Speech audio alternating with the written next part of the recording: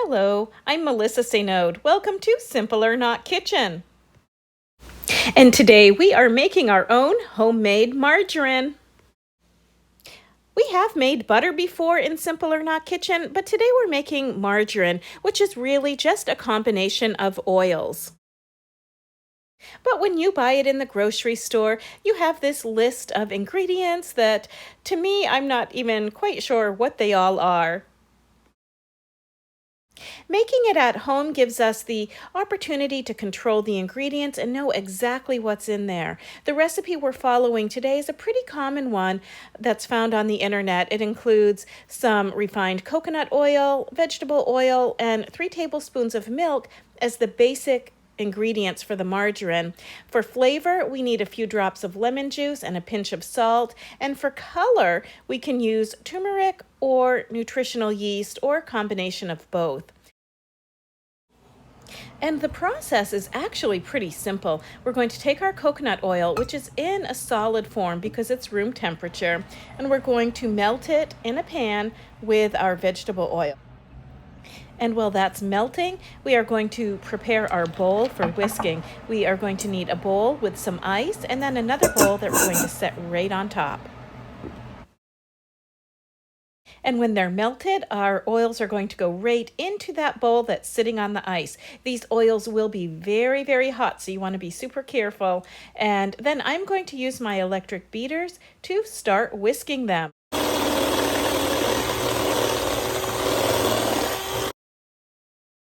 So for a long time, I thought that margarines were a vegan substitute for butter, and that's not always the case. Most margarines have some sort of animal byproducts in them or milk, and we are putting some milk in ours, so it is not a vegan substitute. But there are vegan margarines that you can make, and you can buy them as well. I do buy a vegan butter spread that acts just like margarine. And if we were making a vegan butter spread instead of a margarine, we would leave out the milk and we could substitute it for any kind of milk alternative. Soy milk would probably work the best in this.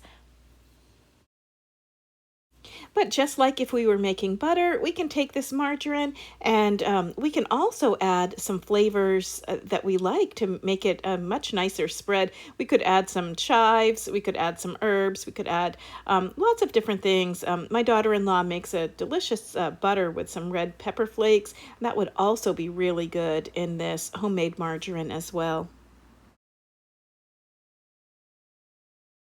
And this process does take a while, this whisking. I was beginning to wonder if I had done something wrong in the recipe, and then it did start to thicken up. Once it starts to thicken up, then it's time to add our other ingredients. So I am adding my lemon juice. I think I added a little bit too much lemon juice. I think it could have used a lot less. In goes our milk, and then our salt. I have just a pinch of salt, and also in goes our coloring. I think I added a little too much coloring.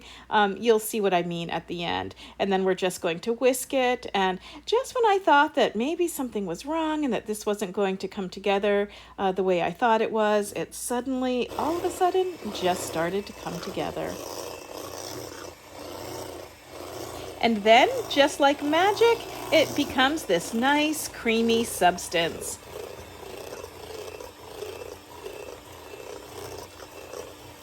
And it is creamy and beautiful.